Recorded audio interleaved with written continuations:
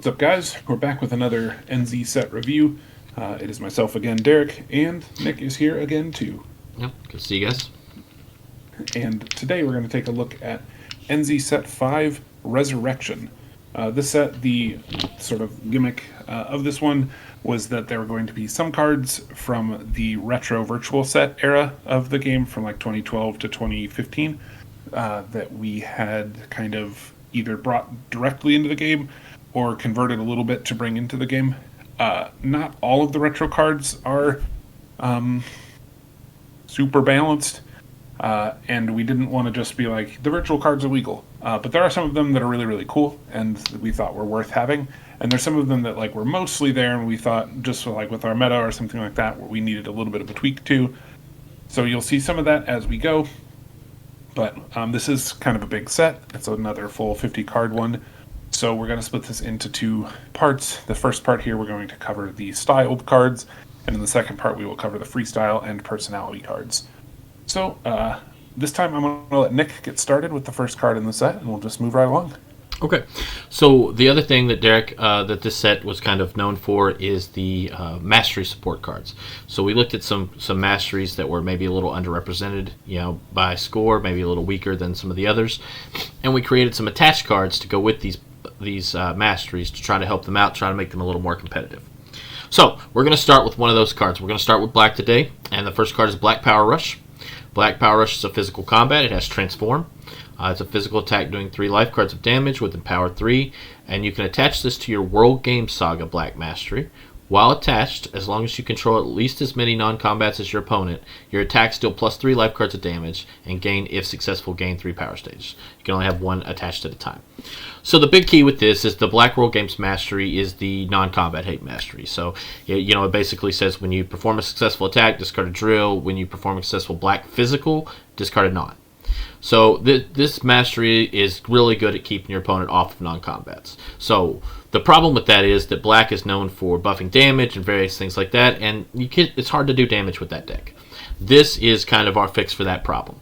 First of all, on its form, it's a physical attack that can just do 6 life cards. That's a big physical attack.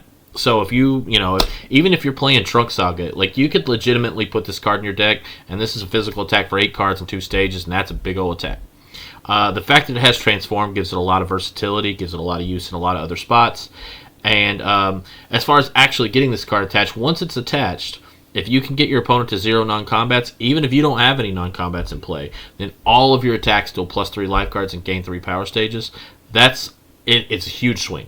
It really makes the non-combat plan a good plan. Black has a lot of good anti-non-combat cards like Pivot Kick and Gallic Gun and things like that.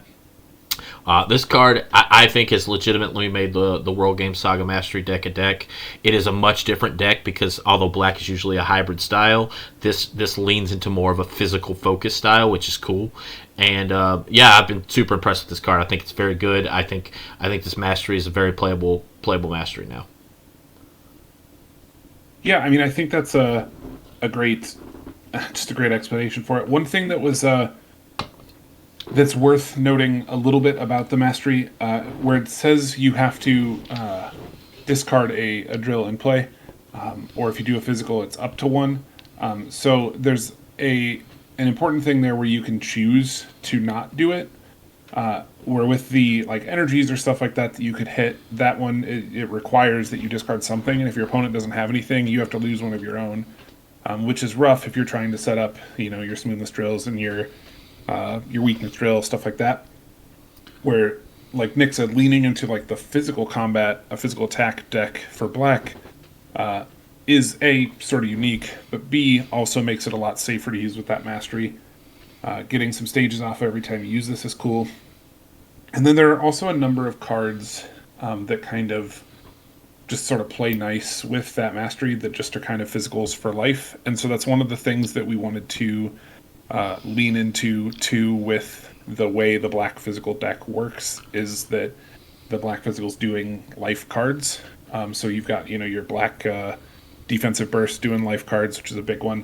Then just this making it all plus 3 life instead of plus 3 stages. So you'll just notice that this sort of leans into trying to run physicals that do life cards. keep your stages up if you need them, just to keep your physical attacks hitting for some amount of extra damage too, and then not having to discard one of your own cards because they're physicals instead of energies. There isn't a lot left to say about this card. I think Nick really nailed it. This card's awesome. That takes us to our next one, which is Black Unstable Blast. Now, this is another transform card. It's an energy attack that does 3 life cards of damage. It costs 0 to perform. For the remainder of combat, when you discard a card from your opponent's hand or remove any number of cards in their discard pile from the game, you do not pay costs for the next attack you perform this combat. So there's a little bit of a sort of series of steps you gotta take to really make this pay off, but it's an energy for 3, costs 0. In Trunk Saga or something like that, it's an energy for 5 and 2, costs 0, which is still pretty decent. If you can hit that like magic number 5 threshold, that's good too for stealing balls and that sort of thing. But Black, as you know, is known for discarding cards from your opponent's hand, and if you can get around to discarding a card from their hand, then you don't have to pay costs for the next attack you perform. So you've got to kind of sequence it in that you have to use this, and then you have to use a card to discard a card from their hand, and then your next attack is free. The sort of dream string of events that happens with this card is you open on this card, and having transform is part of the reason it has it is so you can use it in the turn where you have this sort of combo type setting set up, but you lead with this attack, and then you use a body destruction to stop a physical because you need stages in your energy deck, and then they discard a card, and then you have your next attack be free, and you can do chaos detonation or whatever attack you need to do, but it's free. So that's sort of the string of effects there. Obviously you can just do it, trigger it off of an attack or anything like that too, but in a perfect world of going unstable, body destruction, something for free is the dream string that it's built to do.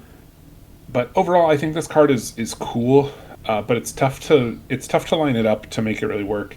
Having transform does help, but Black has never been known for having a ton of cards in its hand, so having the full sequence of getting this to especially getting this to trigger twice in a turn or something is really hard to do. But if you had your 4-card hand was this, chaos det, body destruction, and then another energy attack, turning kick or something like that, you could do this body destruction, chaos det, and then still get to trigger it again to have your next attack, your turning kick, be free as well. So you can string it together. It just takes some setup. So you really got to have that transform effect handy, or you just have to kind of god hand into what you get. So it's tough to really fit this into something, but I don't think it's a bad card. I think it's just sort of you really got to commit to it, I think.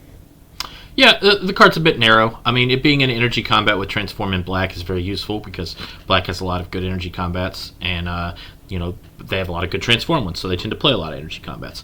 The big out for me with this card is with Eradication Mastery. So you throw this with your Eradication Mastery, it'll do 4 life cards, and then if successful, you'll discard a card from their hand with the Mastery, and then your next attack is free.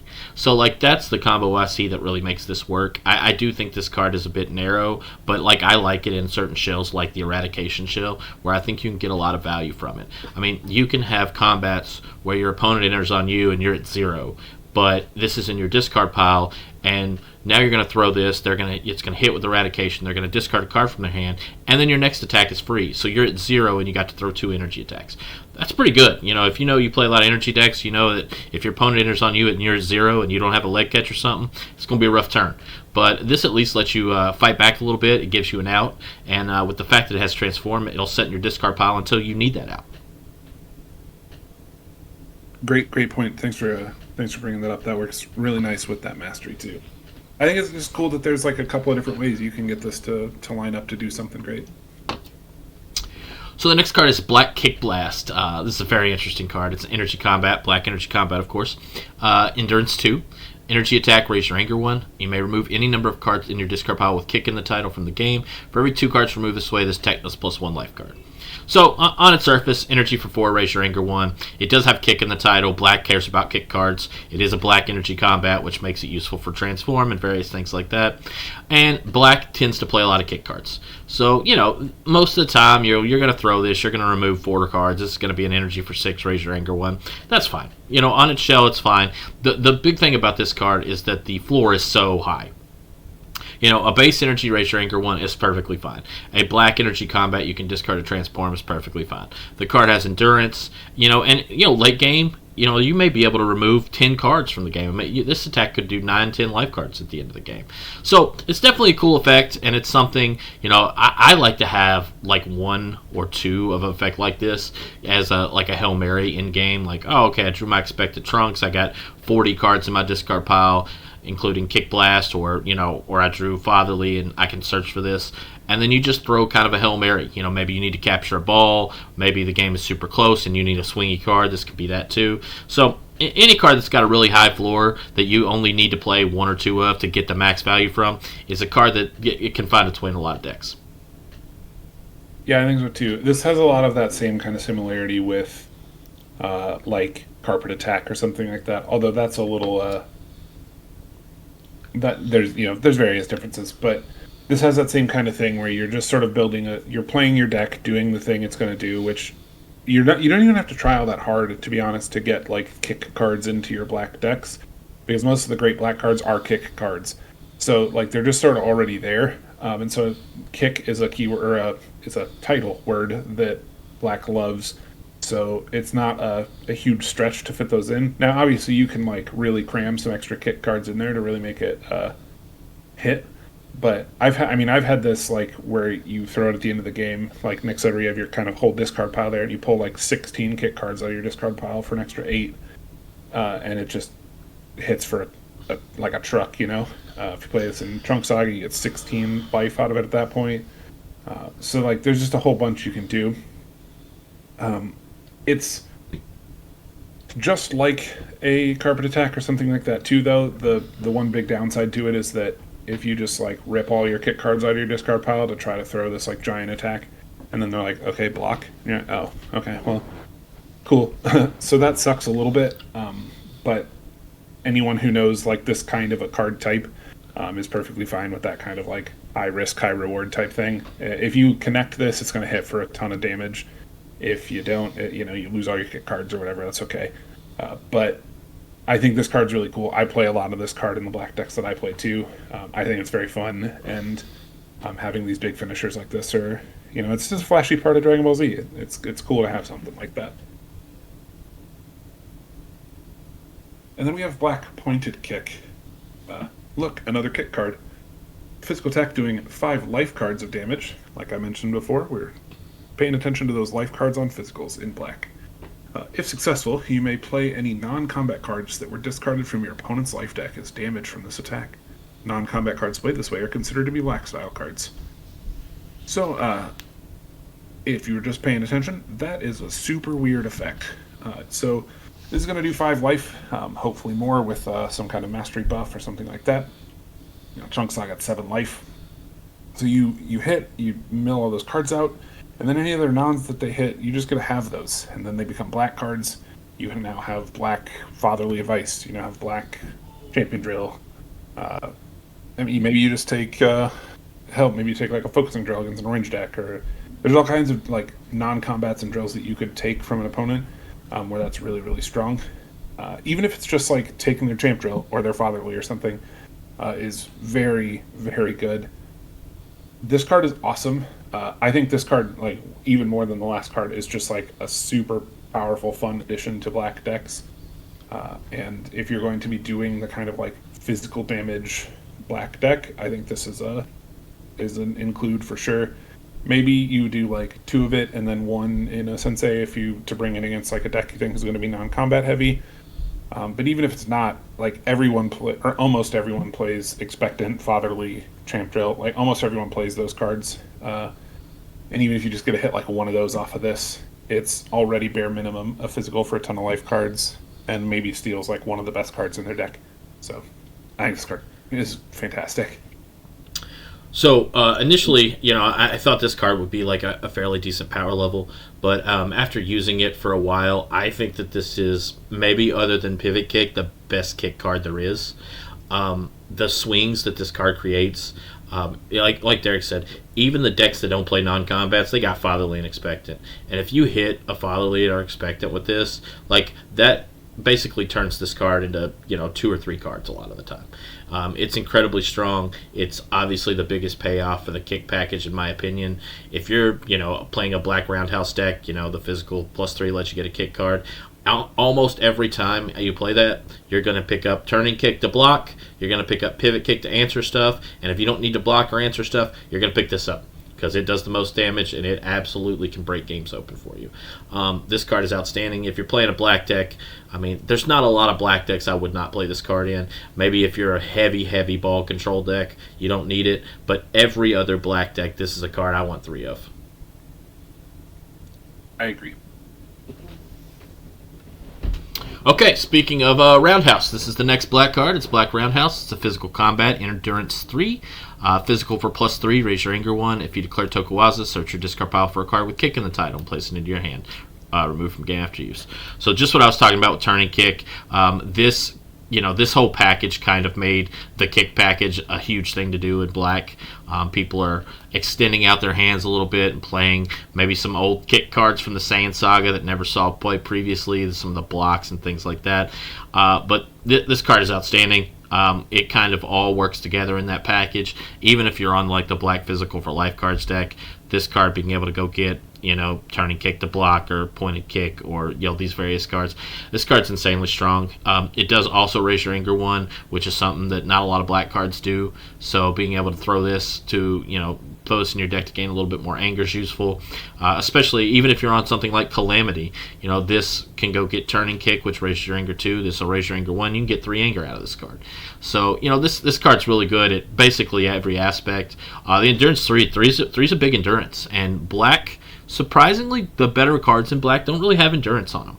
So, having a card like this that does also have endurance, it can help you, protect your own balls or various things like that, just save a little bit of damage. But, this is another staple of the kick package. And so if you're on the kick package, you're going to be playing 3 black roundhouses. Yeah, there's really not too much else to say. This card's awesome. Play, if you're going to play a kick card, if you're going to play physicals, if you're going to be playing black physical, you're going to be playing black kick cards. If you're going to be playing black kick cards, you're going to play 3 of this. So you play 3 aerial forces, or not aerial forces. You play 3 axial kicks. You play 3 colossal throws. You play 3 of the black one that gets a card with a name in the discard pile. You're just going to run it. Anger's cool. Endurance 3 is, like he said, surprisingly welcome. It feels really good when you hit one of these and you're like, oh, it's worth 4 cards of damage. All right, cool. This card's great. That and pointed kick, those 2 especially, have really made like the kick deck a thing. And then kick blast, if you want to have like a big bomb finisher in it, is a very exciting little top end for it. But these 2, pointed kick and roundhouse, I think, are the 2 big ones that really sell the kick deck. That is it for black cards. It takes us into the blue ones now. We have blue assault cannon. Now this is one of the retro resurrection cards. I think it was still called blue assault cannon in their set. I think it's 2013. Might be 14. Not super important, but it's focused energy that does 5 life cards damage. It costs 3 power stages to perform, raises your anger 1 level. For the remainder of combat, when you gain anger from a blue style card, you prevent X power stages and X life cards of damage from the next attack performed against you, where X is twice the amount of anger you gained. So, there are a number of energy attack cards that in blue, that do give you an anger. Mainly, you can get something off of like blue long shot, which kind of works really nice with that deck where all of your attacks get anger. But this is designed, at least, to go with the Blue World Game Saga Mastery. So you perform an energy attack, it gets you an anger, then this prevents 1 and 1. Or if you've got something that triggers extra anger, you can get more off of it. If there's already anger on the card, you can prevent from that too. So like for this card, for example, it's a focus energy for 5. It raises your anger 1, so it's going to prevent 1 and 1. And then if it's successful, or well, I guess it'll prevent 2 and 2. Sorry, if it's successful, it will trigger your blue style mastery, which will give you an anger, which will then prevent 2 and 2. So you'll prevent 4 and 4 from the next attack against you. And you just kind of loop that sort of cycle with the World Game Saga Mastery and the blue energies that you can get anger through. And I think it's really neat. I think that blue energy is still a little bit undeveloped per se. Well, at least blue World Game Saga. I think there's like something to be said for blue energy in Blue Enlightened, or even like Blue Divinity, like Yamcha and some of the stuff that he can do. But as far as like the blue World Game Saga Mastery, that one I think is still like the weaker of the blue masteries that exists, and you've really got to commit to a deck that's going to kind of get anything out of it.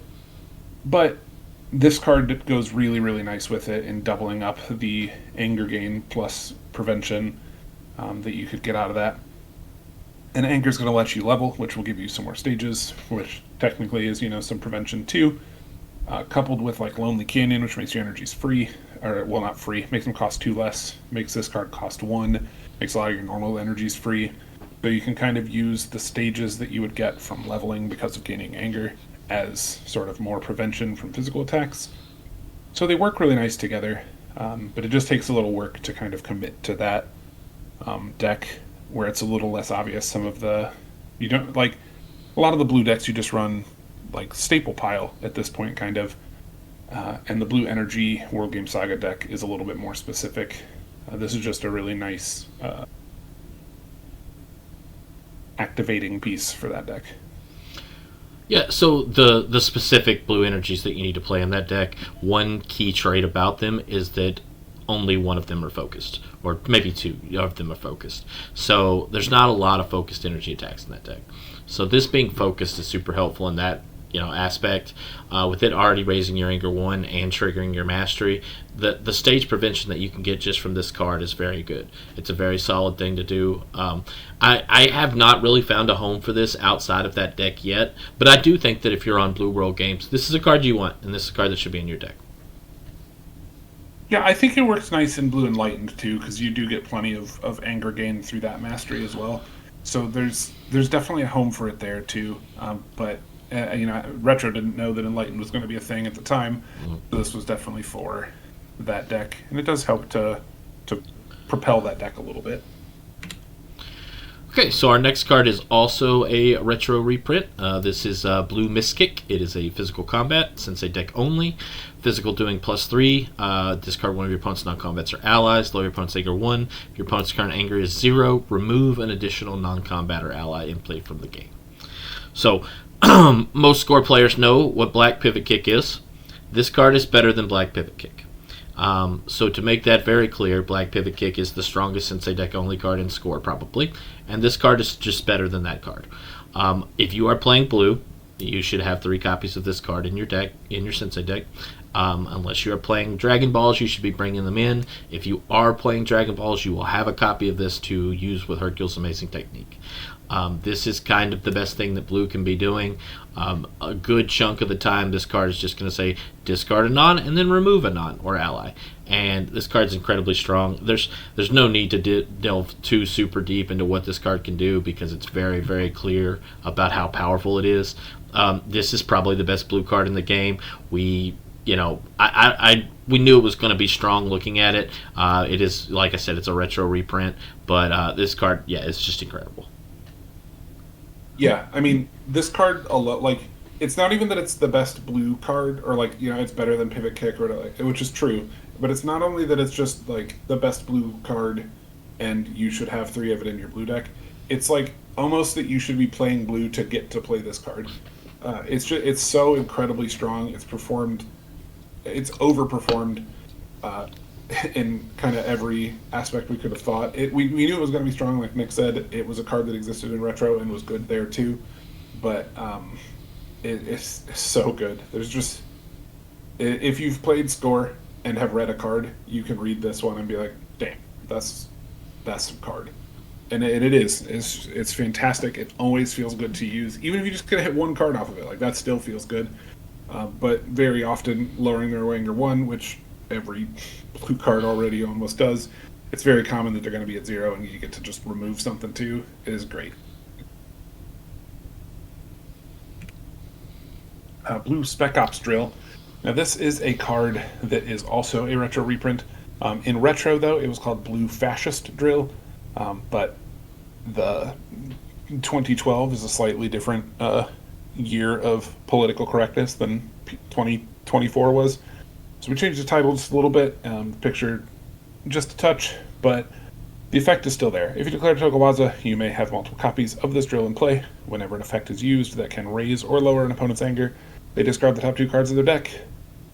So the big issue that Blue has, and we talked about this a little bit when we did the set 4 review, is that lowering your opponent's anger isn't actually like a skill. It's not a thing that your deck does that does anything, because some decks don't ever raise their anger. So like, who cares?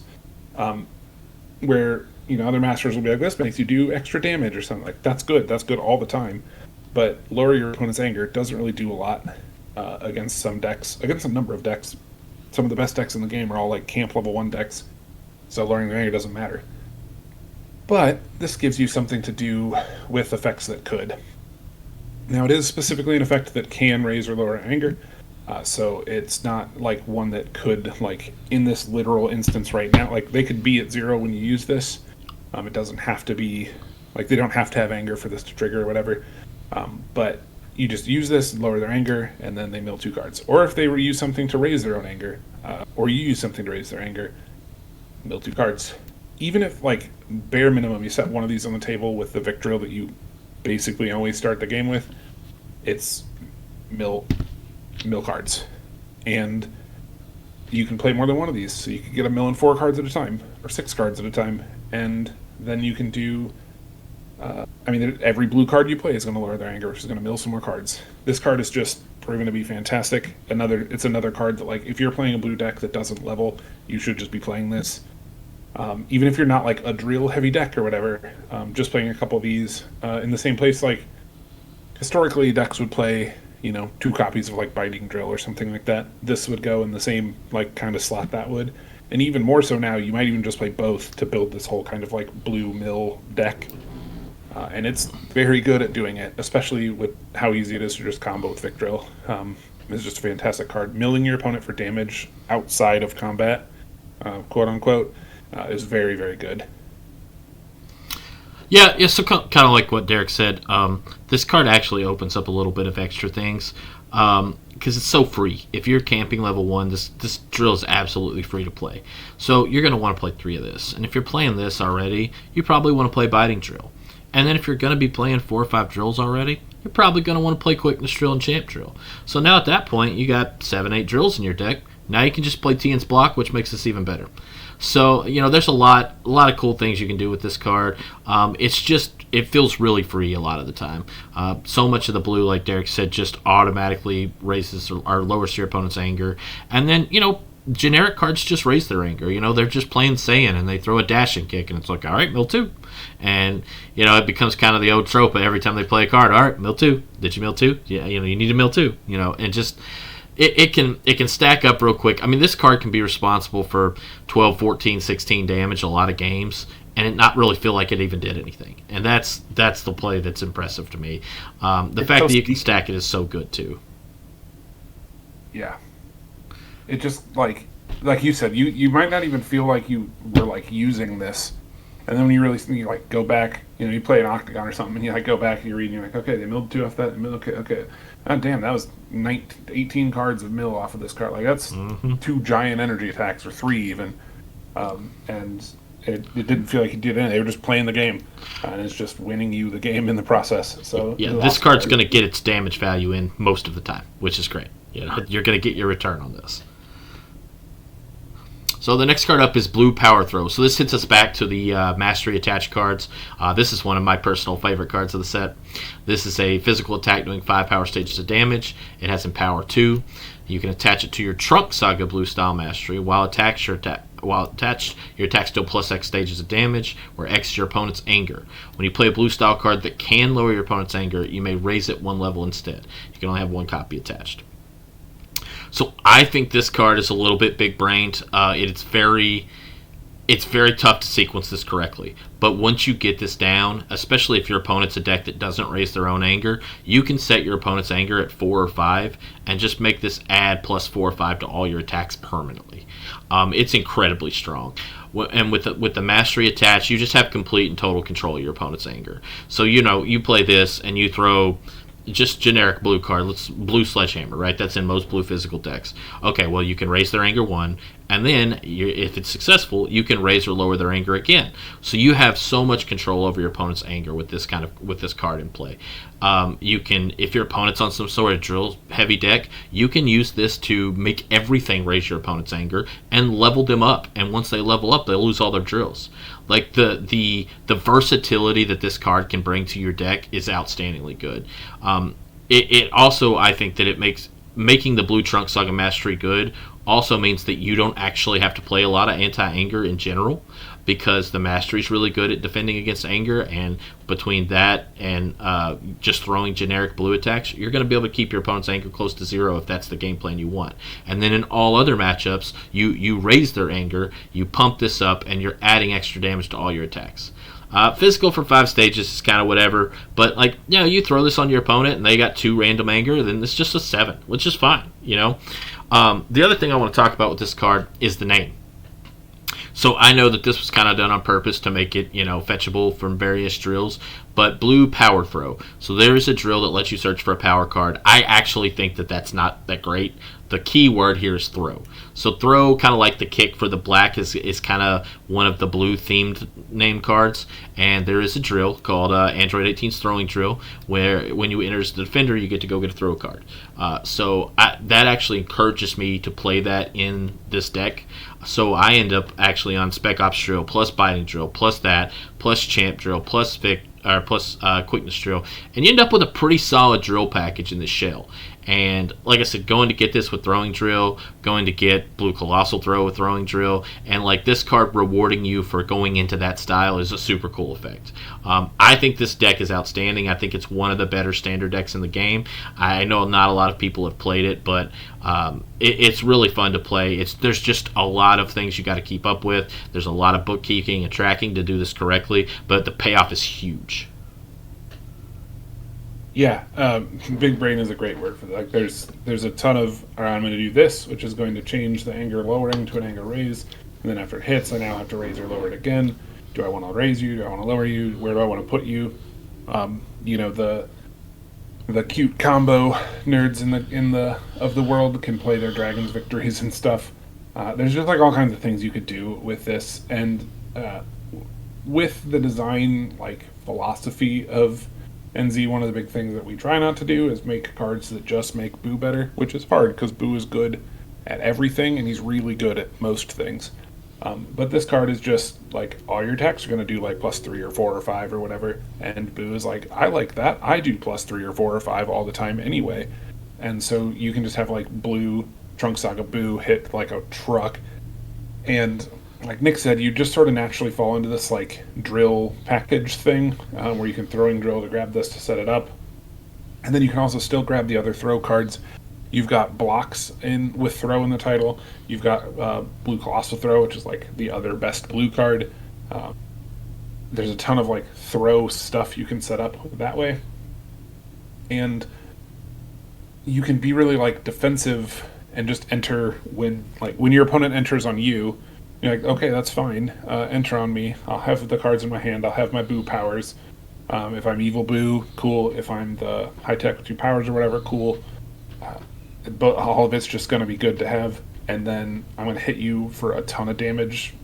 I'm just kind of going to punish you for entering combat every time you do.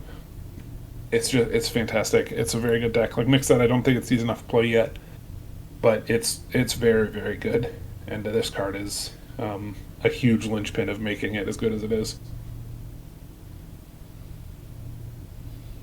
That takes us to blue preparation. Now this is a non-combat that you use during the non-combat step. You may place up to 3 blue-style cards that perform attacks from your hand into play. These cards are treated as blue-style non-combat cards with sword in the title until they leave play, removed from the game after use. So, there's a few things that are important with this. One, the sort of sword part in like most cases is kind of irrelevant. You don't care all that often about the sword part of it. But blue, as we've said before, struggles with its like overall hand size, and it's gotten help a little bit with colossal throw and stuff like that to dig a card out of the discard pile and what have you. But as far as like literal cards in hand, it's still one of those just like draw 3, that's what I get decks. And this one is just like draw 3 cards, set them on the table, you have them for next turn, and then you can go again with your next hand and kind of double your hand size. There's a lot of like neat little gimmicks you can do with that too, where if you turn a non-combat into a sword card, each one of those that you set on the table is going to like get you an anger in Tapion on his level 1 because they're all like playing sword cards.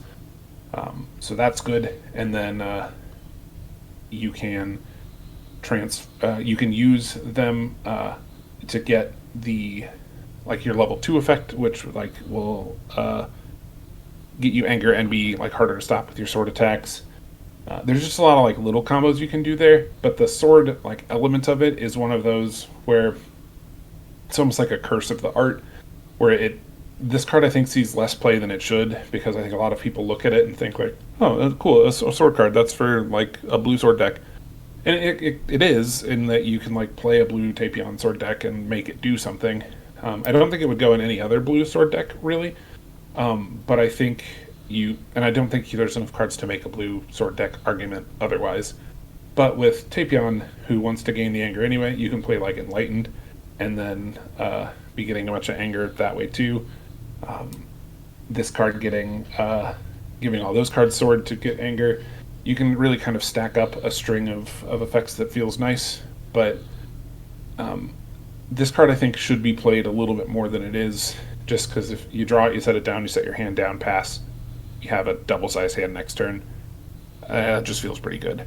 And so if you're a deck that's going to be attacking a bunch, or like not have like a handful of like dead draws, this is a card that you're going to love to have. Yeah, there's a lot of times when you'll draw this card as part of your 3 and you have 4 cards in hand, and you have a non-combat, you have a block, and you have 2 attacks. You can just play this card, use it immediately, put those 2 attacks into play, and just pass and keep your block. Having attacks in play as non-combats is a really strong effect. Yeah, I mean, it does open them up to discard effects and stuff like that, but the threat of activation is real on anything like that. If you put a blue round throw into play, which is a card that's 3 of in every blue deck that would play something like this, I mean, that's a big physical, and it's an energy stop, and it's just the threat of it lingers in play the entire time. So if you don't need it next turn, or if you throw something from your hand and they stop all you, it just sets it to the next turn. So it's not even really just doubling your hand for one turn. Like, this is a permanent threat of activation that your opponent has to deal with.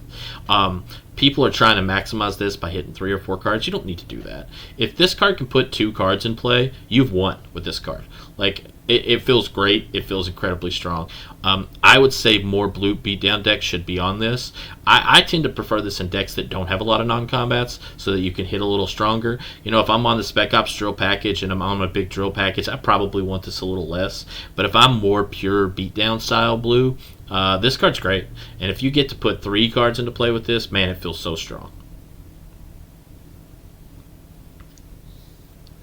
So our next card, we're moving over to Namekian. This is another attached card. It's an energy combat. We'll talk about that in a second. It is endurance 3, physical attack doing plus 3 stages of damage, has empower 2, and then it says you cannot win by MPPV for the remainder of the game. Attach this to your Cell Saga Namekian style mastery. While attached to your physical attacks gain, if successful, raise your anger 1. So this is also a retro reprint. I'm going to kind of go into details about why the card's good and why it works the way it does. first things first, it's an energy combat. Well, why is it an energy combat when it's clearly a physical attack? The answer is because Namekian Strike and Namekian Energy Focus exist. These are cards that you're going to play even in your physical beats Namekian decks, and they search for energy combats. So that makes this a valid physical attacking target for those cards. And most importantly, it's an attached card, so being able to target it is obviously incredible. Physical or endurance 3 is great. The Namekian cards have a lot of endurance. It kind of fits the theme. Physical for +3 is whatever. Empower 2 is also kind of whatever. Not super strong. You're not going to empower this very often. So the other key thing here is it does not say you can only have one of these attached at a time. So you can attach 2 or 3 of these at a time, and your physical attacks gain if successful. Raise your anger 1. What does that create? Well, it creates the first leveling Namekian deck. Right? Namekian is traditionally really, really bad at gaining anger, and this enables you to gain a lot of anger. Now, currently, there's not a lot of Namekian MPs that care that much about gaining anger, but Kami is useful. Cell, obviously, is great. And then, of course, the big one is Piccolo. Piccolo's level 5, being, all your physical attacks do +5 stages, while he's an E, is incredibly strong. There's always been a Goku's Farewell version of the deck that puts you up there because that power's great and because Namekian lets you get so many cards back to your hand. But, the Cell Saga Mastery is also much easier to set up than you might think. It's going to shuffle a card in every turn. You're going to get to draw a card. So it basically draws you a card most combats. And this card can absolutely go crazy, helping you gain anger with physical attacks. This card has been great in the Mastery. I do think that deck is fairly good. I think it's probably mostly a Piccolo deck, but I think you could dabble in Cell or Kami or some of those personalities. But this card's been really fun. It's definitely made that Mastery something to consider, whereas previously, because of the other value of the other Masteries, it just wasn't. Yeah, I mean that's exactly the important point, is that it's not even that the Cell Saga Mastery is not that good. It's shuffle a card back, draw a card is drawing a card is always good. You play the Sand Saga Mastery to mill 1, draw 2 or 1. Drawing a card is cool. It's just the other Masteries are so much better at doing the thing Namekian wanted to do anyway. Or World Games is gonna almost only draw you 2, stuff like that. So it was just one of those where it's tough to pick this one, But this card I think does so much to make it have a unique feel, a unique home. It now not only just draws you a card, but now it has a thing that it actually does, which is level you. And I think that's really exciting. There's some stuff, like Nick said, where it's a little tough to figure out exactly the personality that goes with this. But there's always room for us to, maybe there's a PyCon that comes out or something that wants to level eventually. It would be cool if there were PyCon levels that didn't suck shit. So, who knows? But for now, Piccolo, Cell, obviously great. This card is really cool.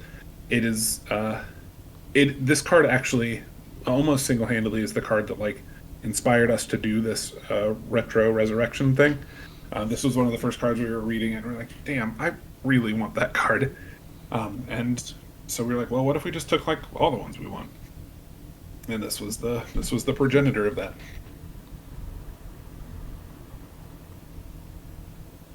Namekian Absorption is our next card. It's a non-combat card. It's Namekian Heritage only, so no PyCon here.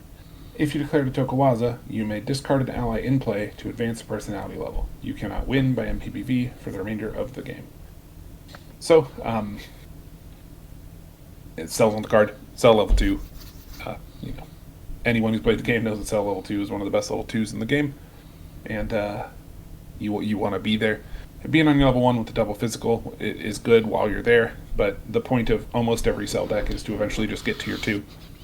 This lets you do that. This also lets you advance, through your Kami stack or into a Piccolo, whatever you want to do. But really, this is more of an enabler for a Cell deck. You're going to have the allies in play anyway too with Cell, where you've got your Cell Juniors or whatever, and this can just give you an opportunity to level. You can kind of play this too in the Piccolo deck that uses Piccolo Fused, where you can have Forbidden Fusion, and you can have a handful of Namekian allies in the deck, or not even Namekian allies. You can just have a handful of allies in the deck, where you have to get rid of an ally to fuse into Piccolo 5, or you can use this to advance to 2. or 3 or whatever from wherever you are. So there's a couple places for this card. You've really got to know you want it. It's not like a card that just goes in everything. You're not going to slot like one ally in a deck to run this card. But if you're going to be a deck that's already going to have allies, most of the time sell with the Cell Juniors. This is going to be good. After you've used a Cell Junior to like search the other ones, and your searchers aren't really like particularly relevant anymore, you eat one of them to just level up. This is a cool card. It's very thematic and like captures the kind of the vibe of the scene really well. But the number of MPs, I mean, just in general with the Mechian cards, the number of MPs who can use things is a little narrow. But this is like very much a Cell card. So I'm a big Cell Namekian player, and I absolutely love this card. It does the discarding the ally with Cell specifically has a lot of really cool effects. I had a time where I had overlaid a level 2 onto a level 1, and I was at level 2 at that point now. I used this card to discard the Searcher and the Energy Attacker, used it to go up to level 3, used another one to like I got back down to 0, used the guy to go get the other Searcher, and then used the Searcher to put the Energy Attacker back into play. So now I've got all the Cell Juniors out, and I'm on level 3. Cell's levels are all great too. So like even if you're at level 2, and obviously the level 2 power is really strong, the level 3 power is physical for 7 life cards. That's not nothing. Cell's powers just get bigger and badder the whole time. So you can use this kind of for free later on in the game too. If your opponent's kind of putting a little beat down on you, maybe you've used your ally stages and you need to do something different, this leveling you up and then going up to the next level, getting your power level back is super useful. Obviously, like Derek said, Cell level 2 is kind of where you want to be, so this gives you an opportunity to get off of level 1. Maybe you don't have to play Aura Clash and Are You Tough Enough and things like that. With this available, you can play just this and let the games begin.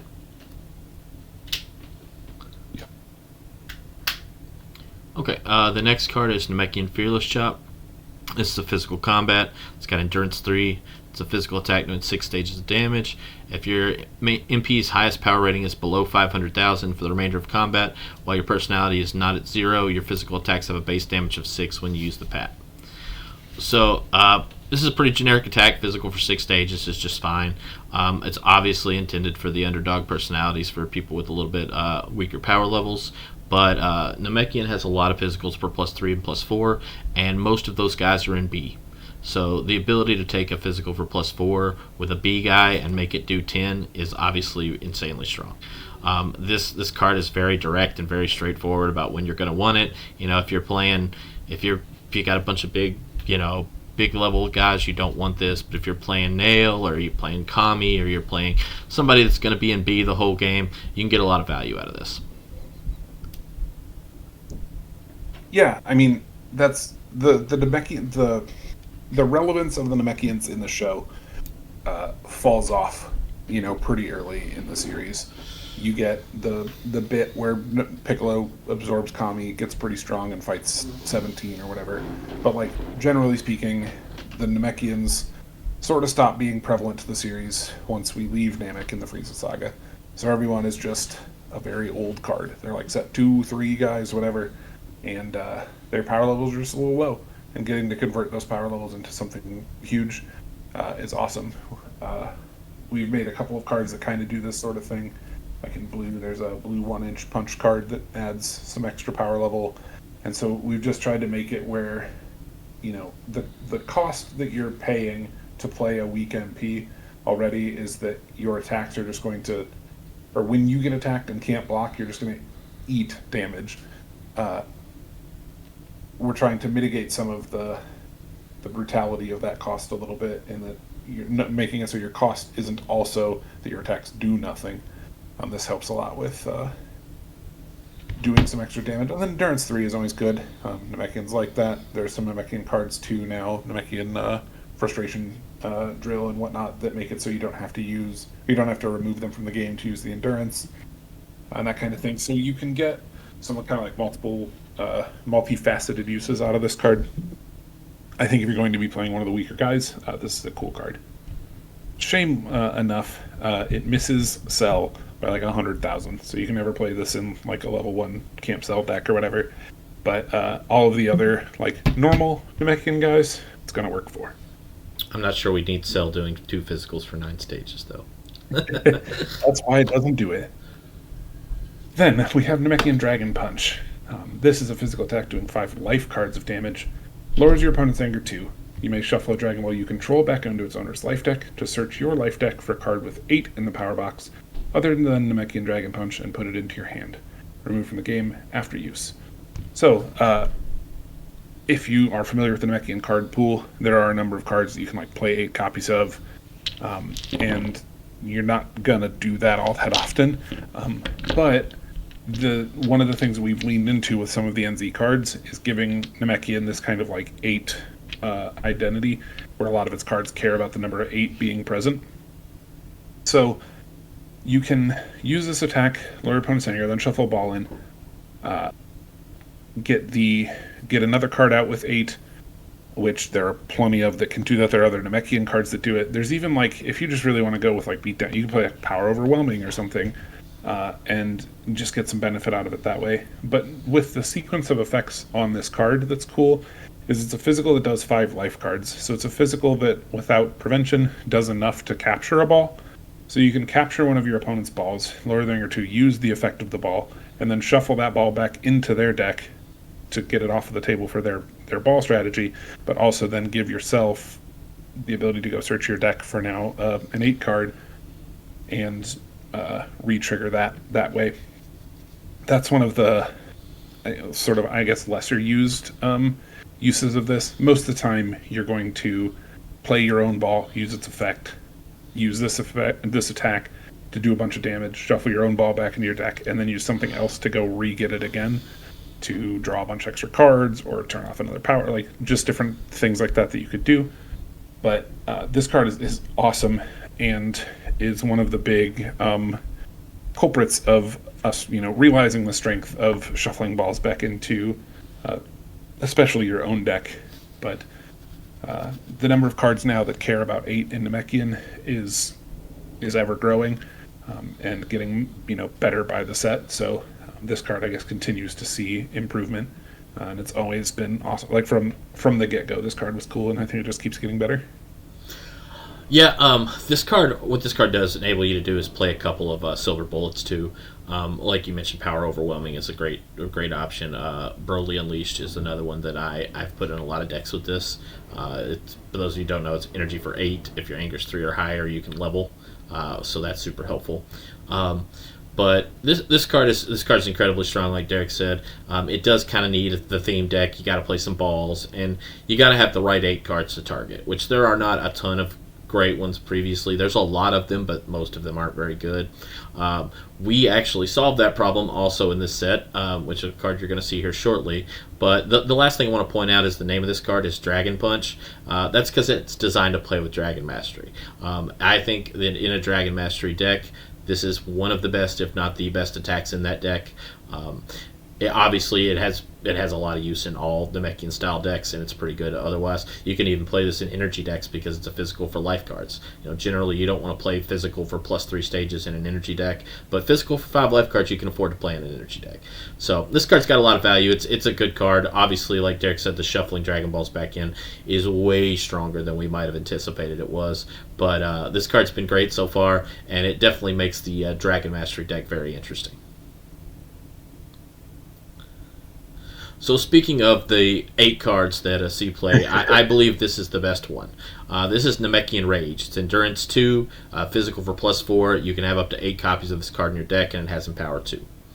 So the secondary of this is you can attach it to your MP, and while attached, cards with 8 in the power box gain Raise Your Anger 1. You can only have 1 Rage attached at a time.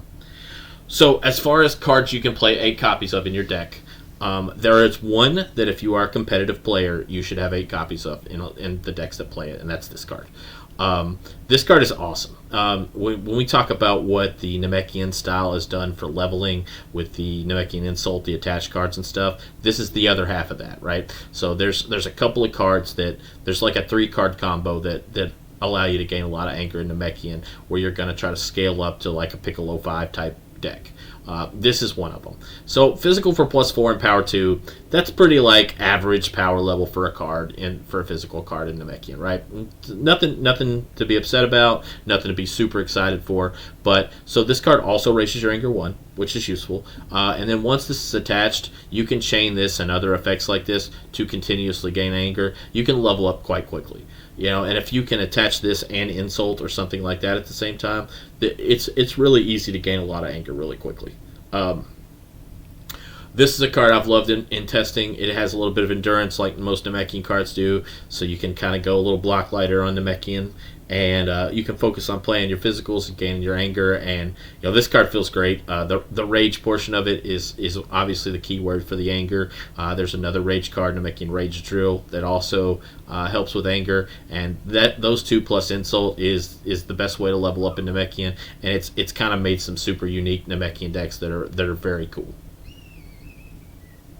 Yeah, you hit every nail on the head there. It is this and an insult, especially, have really opened up like a new way to play Namekian, and a very interesting, fun way for what it's worth.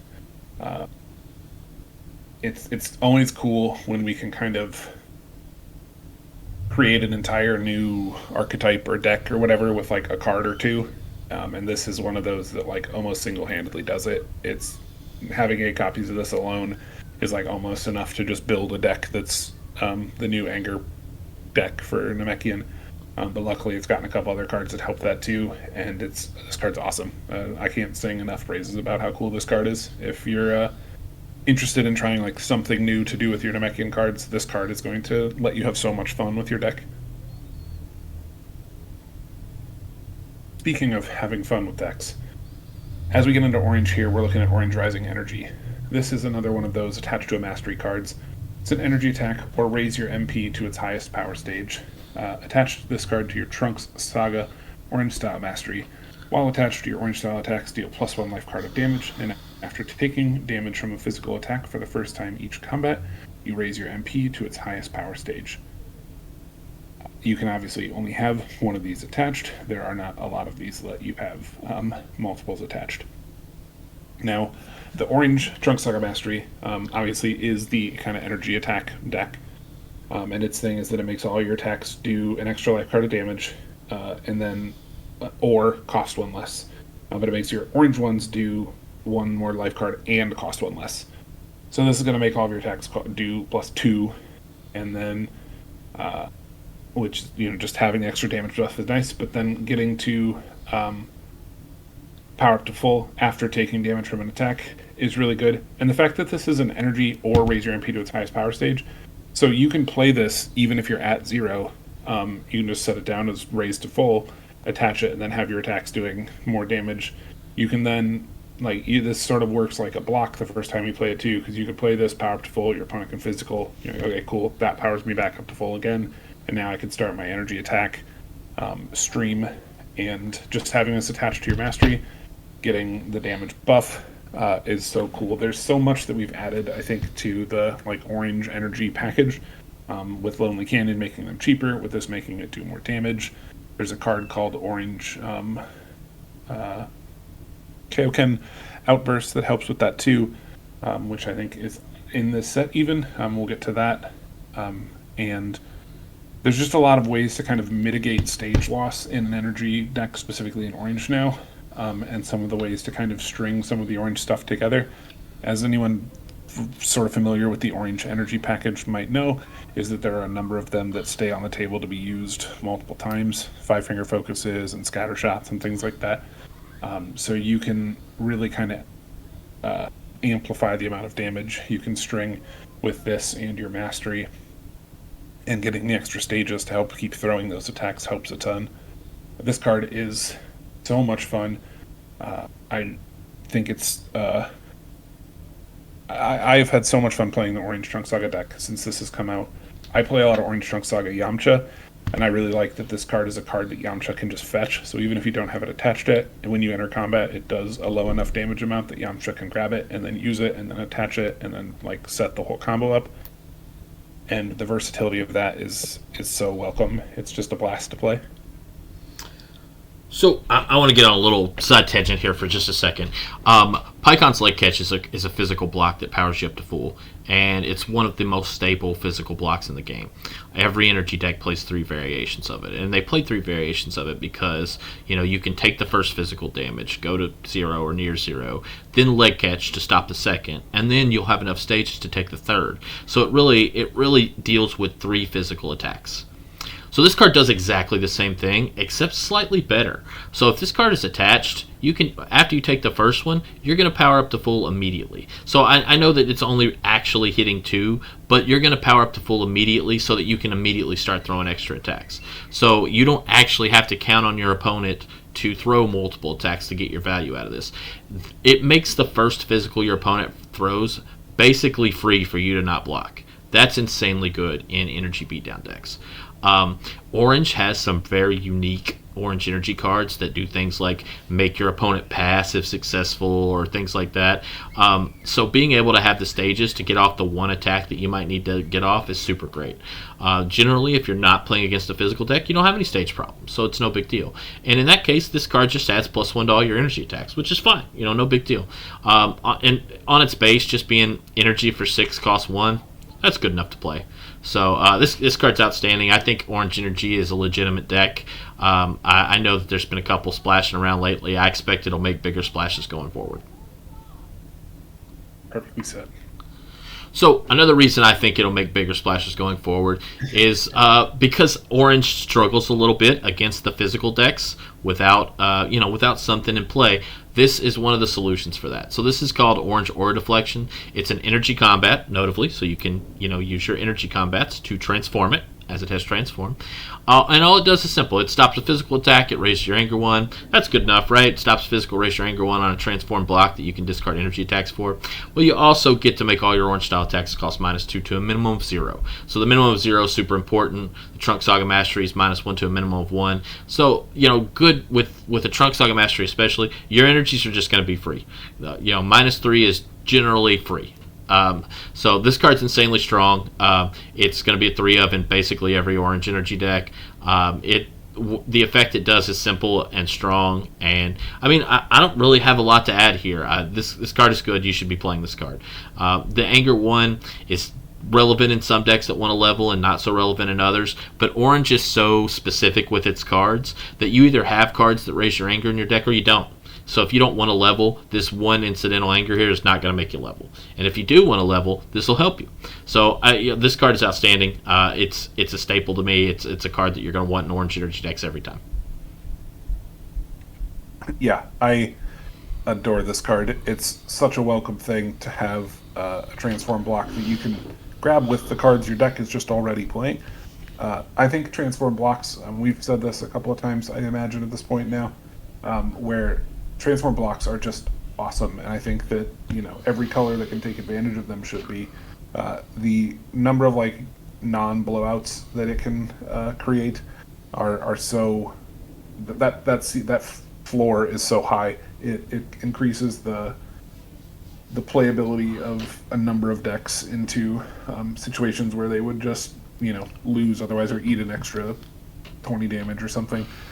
Being able to stop an attack kind of on demand like that is really, really strong, and it helps just keep you playing.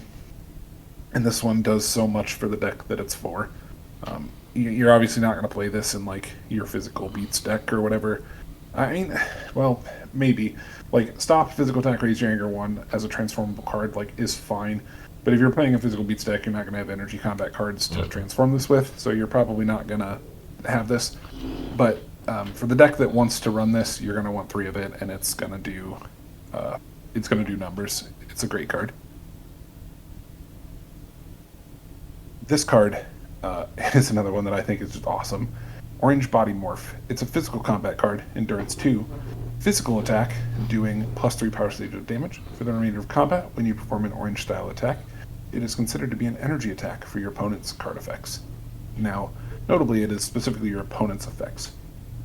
So this one, as opposed to the energy support that we've been making, this is a support card for Orange World Game Saga, mostly physical, because that's where you're going to play Orange physical most of the time. Most people play like a pretty healthy number of physical blocks. There's more physical stop balls that exist, Super Saiyan effect, both physical stance and physical resistance, plus, just the physical blocks your deck is going to play. So being able to turn all of your physical attacks into energy attacks for the way your opponent has to block them is super strong. And then your opponent can do something like Super Saiyan effect. Your opponent can't perform physical attacks. Like, okay, body, or I guess if you've body morphed first. Well, I guess not even. It's just, you can play this card, or you can play attacks after playing this card, and now those attacks are not physical attacks; they're energy attacks, and you can get through Super Saiyan effects that way. You can get through physical resistances or physical stances, and like kind of just keep that beatdown going. And just with like straight energy blocks, people run a lot less of those. And so even if you're not like fighting through a stop all or something, there's just way more times where this will make your physical attacks more successful. And doing that to chain together the additional like +1, +2, +3 life card buff that you're getting from your Orange Thought Mastery is so good. It's helped a lot with the energy, or with the orange physical deck. The orange physical deck has a bunch of endurance already, so endurance is super on brand for this type of deck, so it felt really welcome here too. I love this card. It's one of my favorite cards in the set, I think, and I'm a huge fan of the Orange World Game Saga Mastery. I've played that deck like since I was a child, and this has made it so much more enjoyable to do so. So one other thing to note with this card is its effect is kind of strange, right? Normally effects that change opponents' effects till the end of combats are cards you want to lead off with in combat. This is specifically not a card you want to lead off with in combat, generally. What I really like is comboing this with something like a Majin Buu's Fury. Okay, so you Fury, and then, oh man, they have their stop all, and that's like, well, now this is really good because not only are you taking away their outs, but now you can change your attacks to energy attacks. So, you bait the stop all, and then you throw this attack so they don't get to do that anymore. The other thing that this card is really great against is against energy decks. Energy decks know that they have to be able to stop energies, so they're going to play a ton of physical blocks. So you're playing an energy deck, they've got their stuff set up, they got their orange fist catch to block a couple physicals or something like that, and you bait out their first card, so you know what their block package is going to look like, or they lead on Jolting Slash or something like that, to stop all your physicals, and then you just throw this back, and it's like, okay, well, I don't have an energy block, so now I'm at 0, so my combat's basically over. And a lot of times this card can create blowouts in that way. An energy deck will enter combat with no blocks if they have Jolting Slash because they feel like they're safe, and this card makes them not safe anymore. So this card can absolutely blow out your opponent if they're not prepared for it. You can set up a lot of really powerful effects with it. It's obviously pretty narrow. It's an orange physical attack. It's going to go in the orange physical deck, which there is one mastery that provides that currently, but it's great in that deck. And you're going to play 3 of it every time. It's going to feel great. Just put this card in the deck. It's great. The next card is Orange Kaioken Outburst. This is an energy combat, and it has Transform. It is a focused energy attack for 6 life cards. If successful, you can attach it to your MP. While attached, if your opponent would deal power station damage with an attack, you can take life cards instead. And if stopped, of course, you remove it from the game, as it does have Transform. So on its base, this is a focused energy for 6 that has Transform, which is just fine, and it's going to be fine a lot of the times. Almost every orange mastery adds a modifier to your energy attacks that play energy attacks. Either it's 1 from Trunk Saga, 1 from Cell, or even 3 from Burst Mastery. They're gonna add a little modifier to make it even bigger. As we've said several times on these podcasts or these YouTube videos, people don't play focused energy blocks. So a lot of times this is gonna be successful. You're gonna get through. If your opponent is a heavy beatdown deck or something like this, being able to attach this and keep throwing attacks is super beneficial. The biggest problem with an energy deck is always, do I have enough stages? This card allows you to keep playing if you don't have enough stages. Yeah, it can be a little damaging. Paying life cards for attacks is a cost. It's a cost, but it's much better than standing there with 4 cards in your hand and saying pass over and over. So I actually like this card as a 3 of in most orange energy decks. I think you could play 2 of it pretty justifiably, but it's a card that you're going to want access to. Having transform does mean you don't have to maximize it, but it's a card you're going to want to have access to. Yeah, I mean that's exactly it. It's very on brand for Kaioken. You can pay with your body to keep doing the attacks that you would need to do, and nothing in this game that I can think of feels worse than drawing energy, getting hit with the physical and being like, okay, well, pass. It sucks. There are plenty of times where you can get like Super Saiyan affected as a physical deck with like the inverse hand and be like, well, I guess I have to pass, but at least it like took you a card effect or something. But I just like took damage, which is how you play the game, and now I just can't play the game, and that sucks. This makes it so much more possible to keep playing, and having transform means it's always there for when you need it. With the stage reduction stuff that with the cost reduction things that we've told you about so far already, and more to come, of course. It helps a lot with like sometimes it's just free, and getting to then grab it, attach it, and have it ready for future uses really keeps you in the game. This card's awesome and combos so well with the other ones that we were talking about before. Then we have Orange Power Move, one more of the orange physical deck support cards. It's an Endurance 1, because orange physical attacks have Endurance. That's what this game does. Physical attack doing +3 power stages of damage. If you declare to Tokawaza, for the remainder of combat, your orange attacks with Endurance do +X power stages of damage, where X equals their printed Endurance. So, as I just said, orange attacks have Endurance on them, or orange physicals at least, tend to have Endurance on them. Most of them came from like Kid Buu, and like every single one of them has Endurance on it, so you have a card that basically says all of your physical attacks do some number more damage. That's very, very welcome in a deck like Orange Physical, which is definitely one of the like have a 3 or 4 card hand all the time decks, and getting to just maximize the individual performance of each card you have is so important in that deck. So much more, I think, even than some of the other decks that exist. Orange Physical making like each card matter is hyper relevant, and this card does a really good job of helping with that. So one other thing to note with the orange power move, orange just needs more physical attacks. So like Derek said, the orange physical attacks have a lot of endurance. There are some ways to buff the endurance, which makes it useful to use them as endurance, and it just enables you to play less blocks, which is always nice. If you're only drawing 3 cards a turn and you're going to have 4 card hands every time, then you need more attacks. So having a deck full of endurance allows you to play more attacks, less blocks, which allows you to get more damage in. Also of note, depending on when you're watching this video, there is this card could benefit from a card that cares about orange cards adding damage to attacks. So if something like that were to exist, that would be a card that you would really want to play in that deck. So overall, this card is not like a slam dunk or anything. It's not the strongest card ever, but in the orange physical deck, I do think this has a good place. A lot of the orange physicals have Endurance 3, Endurance 4. I mean, that makes, a physical for +4 with Endurance 4 is all of a sudden a physical for +8, +10 with your Mastery, and it's like, man, it's scaling up pretty good. So this is a card you should give a shot to, and like I said, be on the lookout, future sets. There could be some cards that really care about this effect. For sure. One of the like gimmick Orange World Game Saga deck that I played as a kid was with the Buu Saga Goku Gatefold, where his level 1, his level 2 is like your Saiyan Saga attack or Saiyan style attacks, blah blah blah blah something. But his level 1 is that your attacks do +2, and then +3 if it's a Goku named card. But I did that with the Orange Style World Games Mastery, which is now +4 on all my attacks. And the idea was I'm going to try to have every single physical attack I throw do like as close to 10 as possible. And so that each time I hit you, anytime you don't take damage, you're going to take your full set of, or anytime you don't block it, you're going to take your full set of stages.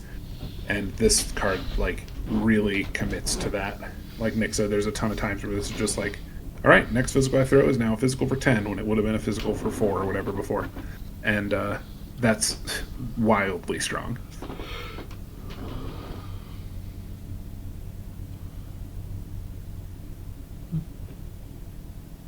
Nick, this one is. Oh, this is me. I'll let you go over this one. You use this one a lot. Okay. So the next card is Red Energy Misdirection. This is an energy combat. It's an energy attack that costs 1 stage to perform. It's got Endurance 3.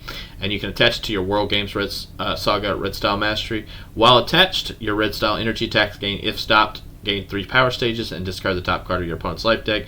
If successful, you may raise your anger 1. Of course, you can only have 1 attached at a time.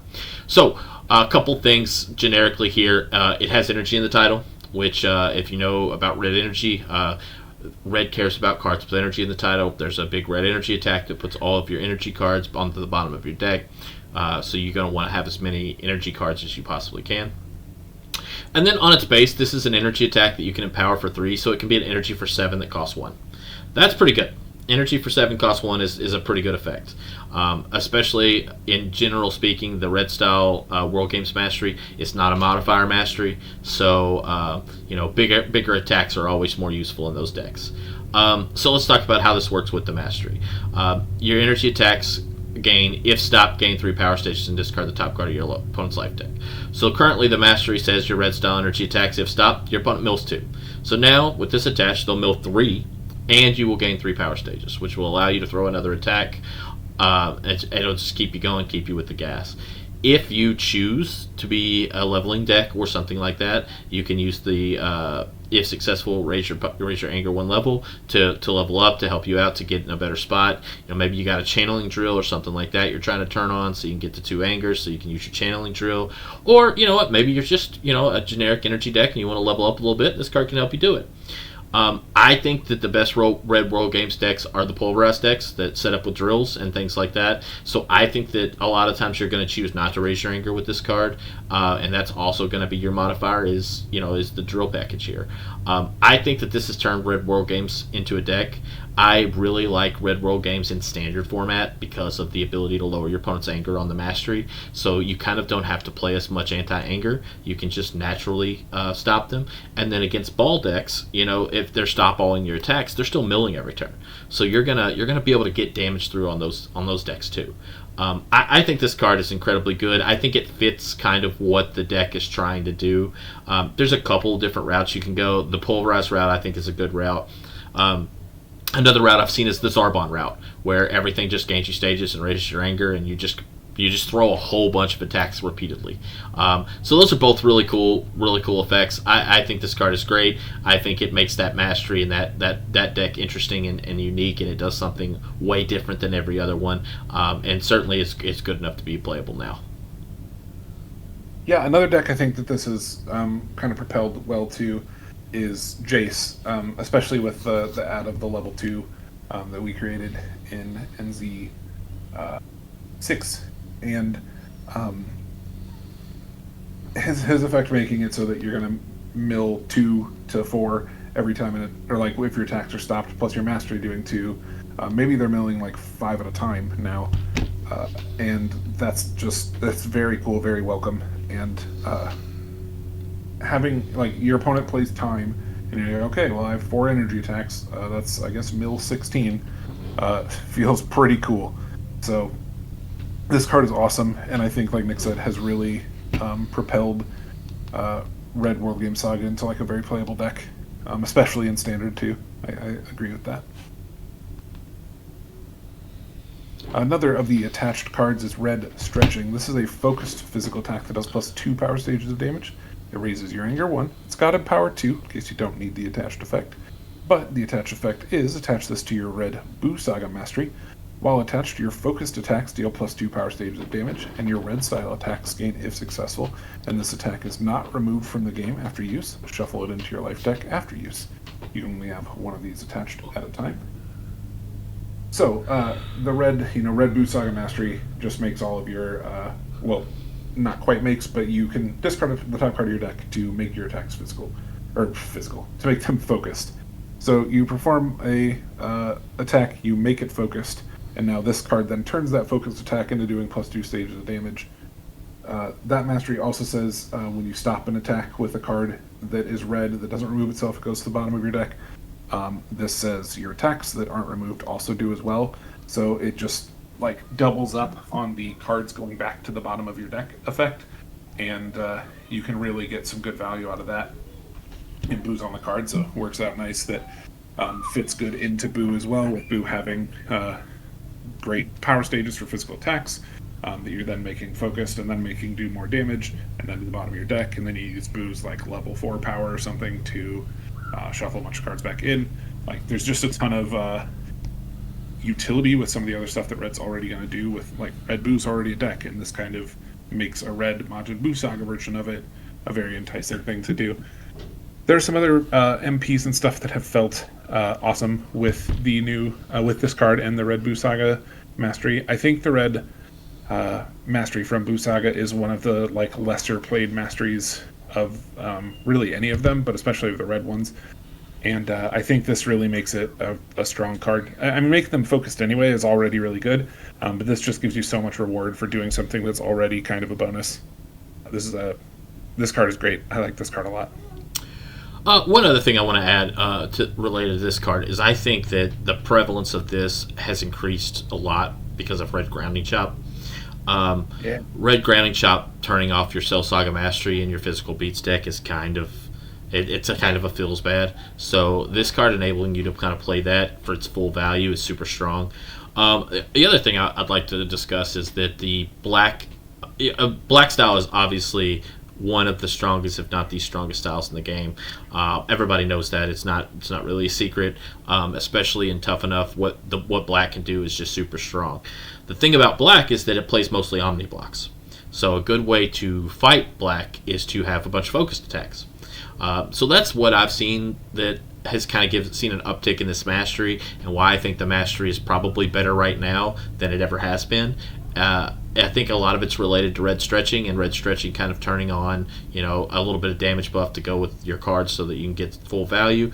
But the real thing too is, people play a lot of Omnibox, and so your attacks being focused, you're just going to sneak more attacks through than you would otherwise.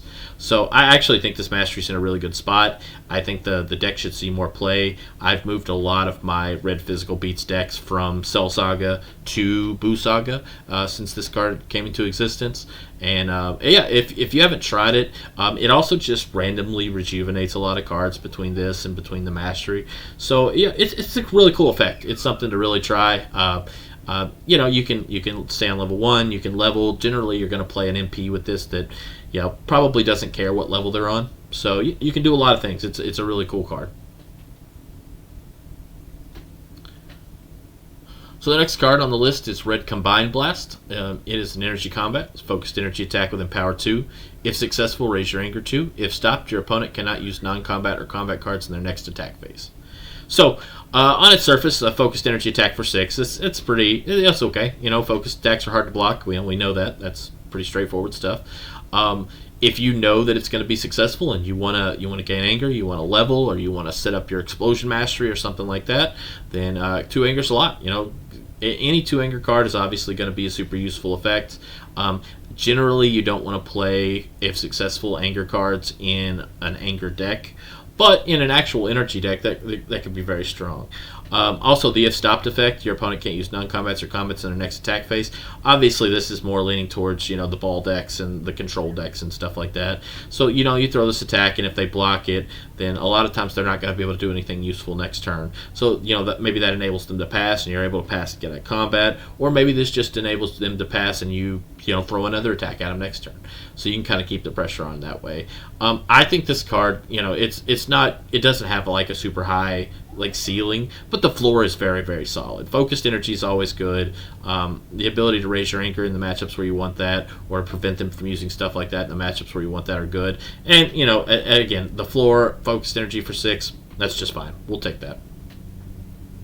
Yeah, I think the one of the issues that the red energy deck has kind of had is that you've got some really good stuff like voltage missiles and left bolts and stuff like that, but your list of great red energy attacks isn't incredibly deep, and just having another one that's generically strong, focused energy for 6 is like Nick said, just fine, and is just sort of welcome when the list of other great ones isn't all that long.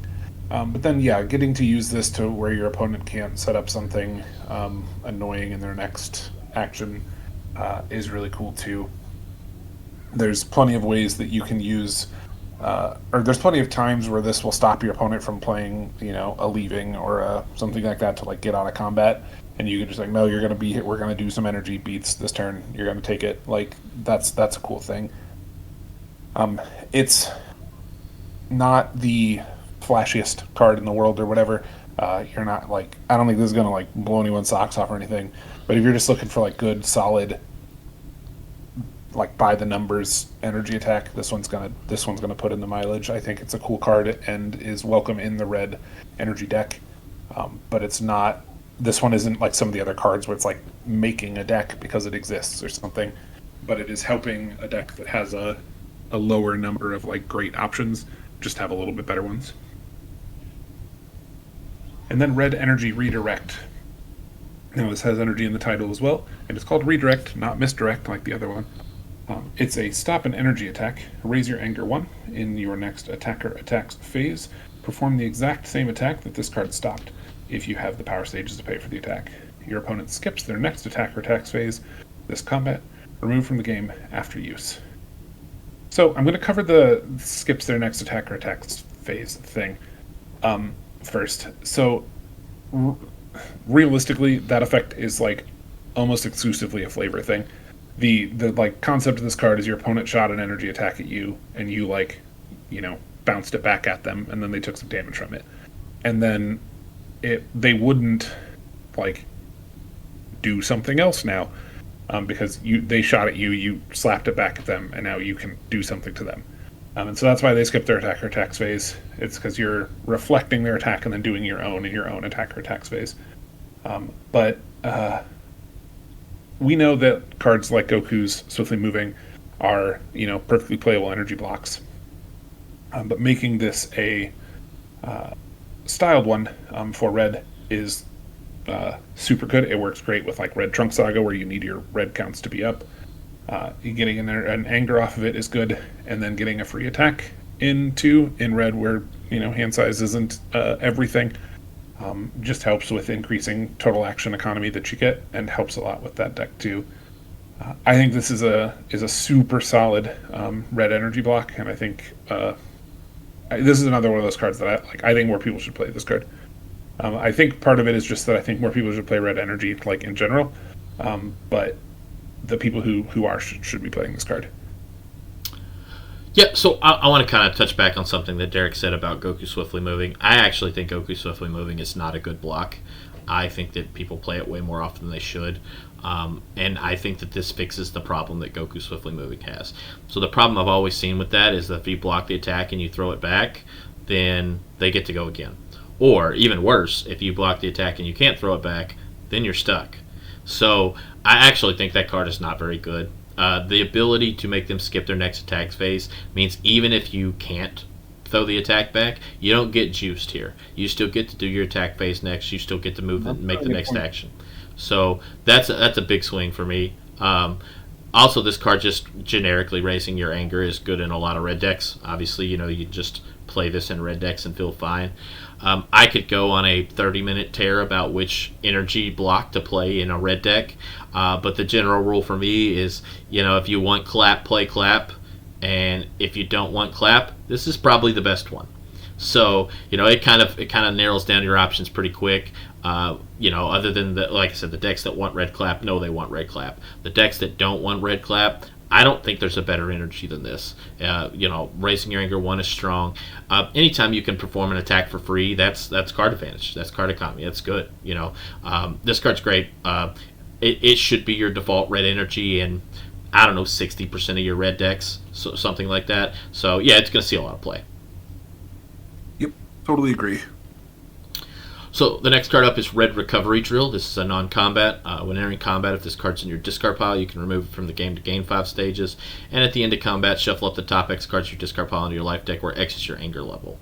So Interestingly enough, with this card, I think it's kind of in a really weird spot. The Winter in Combat ability is good. If you just take some damage and this card just happens to be in your discard pile and you're playing an energy deck, they enter on you and it's like, oh man, I don't have any stages. Well, this can get you some stages. So it's fairly useful in that sense. The actual effect of the card about shuffling X cards into your discard pile, it's not as strong to me as the remove from your discard pile effect. This is a card you can consider in, especially in pulverized decks, is like a one of. You put it in there, you pulverize it out, and then maybe you get to shuffle a couple of cards back every turn. And then when they get rid of it, maybe you get one more benefit of it to gain the 5 stages. I don't think this card has necessarily like the highest power level ever, but like this is a card I'll include in a lot of decks as a one of. And when you get to use the Winter in Combat effect, it feels really strong. And while it's in play, just gaining a couple of cards back every turn is pretty useful. Yeah, I mean, Nick mentioned earlier that the red kind of energy deck or whatever that we were sort of talking about before is a pulverized deck, and doing having a way to just rip one of these out to get some stages is cool. If you are playing 2 or 3 of this, I am also sort of in the same boat that Nick is, where like most of the time I'm going to have one of these as like most drills in most decks you're going to have one of, unless they're like really important to the strategy. So it's not super often you'll have more than one of this, but if you did and you had 2 of this in your discard pile, you could remove it to get a full 10. So you could power up all the way from 0, which is very welcome in an energy deck. But most of the time, it'll just get you 5. But yeah, if it's just sitting around on the table and netting you 1-2 cards a turn or whatever, that's not the worst thing in the world. It's nice too in that it's not like it's not the most offensive drill that exists. And I don't mean offensive as in like not defensive. I mean offensive like your opponent's not going to be like, ugh, that has to go. It just sort of sits around and like generates some slow increment of value. And eventually, you realize that it's been like 6 combats and it's put 8 cards back in your deck. You're like, that's not the worst thing that's ever happened. Especially if you're playing 2 in a deck like you're playing Busaga or something, and you're getting to put back cards back to the bottom of your deck anyway. There are times where you can set it up to where you're getting like multiple cards back a turn, and that's pretty cool. This is one of those 2 that is just like not the flashiest thing in the world, and you've really got to like find the home for it. It's not just going to go into everything. It's not even going to go into every red drill deck. But if you've got a deck that can use this, decks that are like going to be playing red recovery drill, where you can use your anger as like a block. This is another thing where like you can just start using your sort of anger as a value, as a tool that isn't level. And that was one of the big things that we were pushing with both this set and kind of the next one with red, or not. It was like a sub theme is use your anger as a resource. And this is one of those that I think helps a little with that, where if you're just like going to be at like 2, 3, 4 anger, just sort of floating, this is a cool way to get some value out of it. That's the end of our red cards. That takes us into Saiyan. This card is called Saiyan Energy Stream. It was called Saiyan Steady Stream when it was a retro card. This is a straight reprint from them. Steady Stream is just a little bit juvenile of a name for me, so I went with Energy Stream. But it has Endurance 2. It's an energy attack that does 3 life cards of damage. If you declare it a Toku Iwaza, this stays on the table to be used 2 more times. So when you read this, it's energy for 3, energy for 3, energy for 3. And you're like, okay, well, I mean, like, multiple energies or whatever is cool, but it doesn't seem like it's the biggest deal in the world. It's just sort of kind of plain, especially when you read some of the like complexity that exists in some of the other card effects that we've made. But this card works so well and is obviously made for Saiyan Majin Buu Saga. One of the big issues that like choosing that mastery has over other Saiyan masteries is that almost all the other Saiyan masteries draw you cards, 1 or even 2 a turn, and that mastery doesn't. It gets you anger in some stages, which is cool and can help you level and like get another power that way, so you can still kind of get like some delayed action economy or whatever, but most of the time you're forfeiting an extra card or 2 a turn to play that mastery. And this one says, well, like here's your 2 extra cards. You get you get your one regular card that this would have been, and then two more uses of it, and that's really cool. Getting it to be like energy for three, gain some stages, energy for three, gain some stages, energy for three, gain some stages, and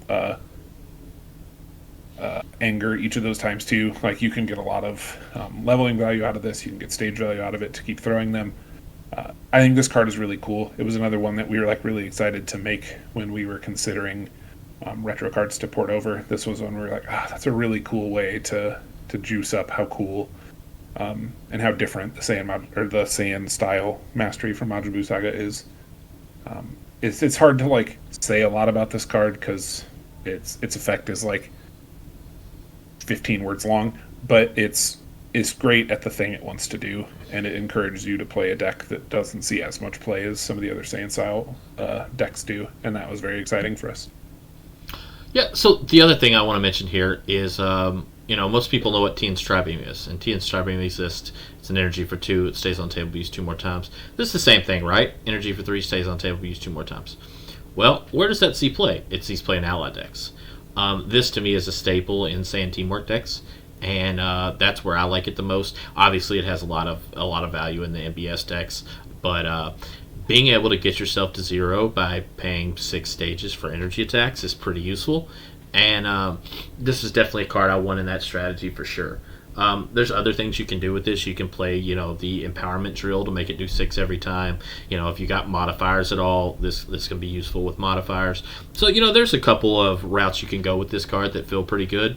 I just wanted to mention, again, the teamwork aspect of it too is also pretty strong. So it's got a couple of unique decks it fits into. Like, yeah, you're probably not playing this in your Cell Saga Mastery decks, but that's okay. That deck's got plenty of good cards already. So some of the lesser played Masteries is where you're going to want this, and it's going to feel great in those decks. Yeah, I think it's awesome that it feels good in both of the two Saiyan decks that don't draw cards. I think it's awesome that it's like welcome in that spot. So next up we got Saint Riposte. Yeah, my pronunciation of this word has never been on point. I'll just start with that. You got it right. Oh, is it? Okay, Riposte. All right. So this is a non-combat. When entering combat, attach this card to your World Games Saiyan Style Mastery. While attached, you may reveal a Saiyan Style card with your Mastery. Prevent all damage from the first unstopped attack performed against you that combat. Each time you prevent damage from an attack, the next Saiyan Style attack you perform that combat does that much additional damage. You can only have one attached. So, everybody knows that the Saiyan World Games deck is the worst of the Saiyan decks. It always has been. I don't want to say it always will be, but it does feel like that's a possibility. What this card does is it attaches when entering combat, which means you get to put it in play, and then the very next time you enter combat, you're going to get this effect because it's going to attach to your Mastery, and then you're going to use your Mastery. So when you show a Saiyan Style card, you get to prevent all damage from the first unstopped attack. That's great. Obviously, preventing 4 and 4 is pretty good. Preventing all of it is better. But the big part of this is the second effect. Each time you prevent damage from an attack, the next Saiyan Style attack does that much more damage. So what this deck ends up being is a modifier deck. You're going to prevent some damage, and that's cool. Preventing damage is cool. It's whatever. But what you really want is to get value out of your prevention. There's a lot of ways, like focused attacks and things like that get through prevention. So you can't rely on prevention only as a way to win a game, as a way to play defense. That's just not good enough. It's just not good enough. So what you really need is something that makes the prevention effects worth playing. And what this is a modifier for that. So, you use endurance, or you'll use the mastery or whatever it is to prevent damage, and then your next attack does, energy for 5. Well, I prevented all of it from this, so my next attack does plus 5 damage. That's a huge swing. So that's really kind of the identity of what this deck has to be now. It's a deck that prevents damage in order to buff your attacks. This card does a really good job with that. It does suffer from the fact that it's just a non-combat, which means it's not that hard to get rid of. But in the prevention deck with the drills and the other things that prevent that go along with it, you can kind of flood your opponent with non-combats, so they have to pick and choose which ones they're going to get rid of. This could make this effect last a little longer, or it could keep things like your flexibility drill in play. Yeah, I mean, I think that's a perfect explanation of it.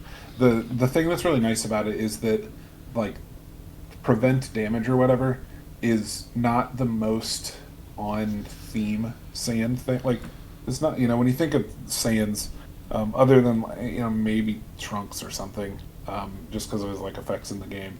But, like, even in the show, like, when you think of the Saiyans, you're not thinking about them, like, blocking attacks. Like, that's not what they do. Like, they're just in there, they're punching, they're shooting, they're getting punched and getting shot, and getting stronger because of it.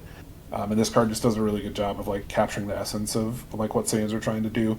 If you turn those preventing a little bit of damage or whatever that you get from your other cards into something you can use more effectively, uh, it's just great. This card, like Nick said, suffers a little bit in that A, it has to be attached to the worst Saiyan deck, and B, is a non-combat, so it's like fairly easy to remove, easier so than like some of the other attached cards. But the value that it provides while it's attached, I think, is much higher than some of the other ones. I think getting to add, like if you prevent 4 and 4, if you prevent 4 stages, and then some other effect, and stacks it up, you get some endurance. Like, there's a bunch of ways that you can prevent like exorbitant amounts of damage from an attack. If an attack's gonna hit you for 13 and you can prevent like 10 of it, and then your next attack does +10, like that's way bigger than like your attacks do +1 or whatever that the orange attached card was giving you, right? So it's like ceiling is I think a lot higher than some of the other ones, but I think its floor is a lot lower too. So it's sort of a risk.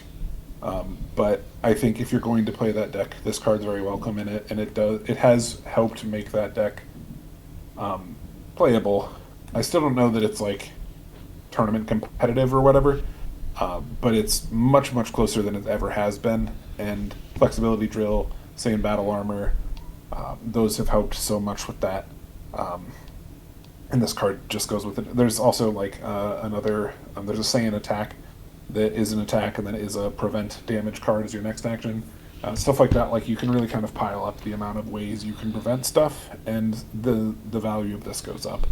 So I think it's a cool card. I think it's like an exciting new way to play a Saiyan deck, which is really what we want from this type of card. So I think it's a worthy addition to the set, despite the fact that like I still don't think that the Saiyan World Game Saga deck is... Like, if you were going to come up to me and say, hey, I want to play Saiyan in the next tournament, I would ask you, like, do you want to win or do you want to do, like, something cool? If the answer is win, like, I'm not going to tell you Saiyan World Game Saga is the deck you probably should play.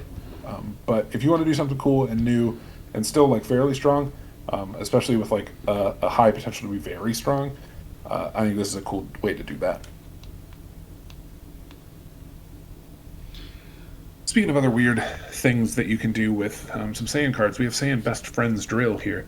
It prevents 2 power stages of damage from your opponent's physical attacks, and then 2 life cards of damage from their energy attacks. Hey look, that works with Riposte already. Then, when entering combat, choose an ally you have in play. The chosen ally may take control of combat regardless of your MP's stages above 0 for the remainder of combat. So, there's a couple things here. I just talked about the prevention addition. That's good for the deck that wants that, right? And you can play this in that and feel really good about it. But you can also play... this is really nice with Gogeta is one of the things where I really like this card. Getting to play as Vegeta and then play the Goku that makes Gogeta, or vice versa, play as Goku and play the Vegeta ally. You can, on your turn, play the appropriate ally, enter combat, pick that ally to take control of combat, and then immediately go into Gogeta and have your whole hand to do Gogeta stuff without having to have your MP get to 0 first. So it's it like enables some cool stuff that way. It enables some stuff with like just some of the ally effects you can have in general. And I think leading into a Saiyan ally deck is something that you've seen us work on with Saiyan Teamwork Mastery, and this is another card that can fit nice into that too, where the allies you're going to be running anyway, you can now have one of them take over combat to get an attack off before you like turn it into a block or whatever. So I just think this is a cool card. It's got kind of multi-uses, which is always welcome, and the couple of decks that do really like this card, I think really like this card. Yeah, I think Derek hit the two nail on the head. For me, this is a two deck card. One is the World Games deck. It fits great in there. It does exactly what you want it to do in there. And the other is the kind of Gogeta type decks. Gogeta is such a cool effect, and having a card that actually enables it like this is very good. It actually enables it in kind of a strange way too. You can just play a standard Saiyan deck and play this in there, and maybe play South Kai, and then go to town like that and have a Gogeta deck where you have a ton of Saiyan cards in your hand and you just throw a million attacks. Or you can play no Tokuwasa and you can put this into play and use your combo to try to draw a bunch of cards and try to have a combo turn and kill them.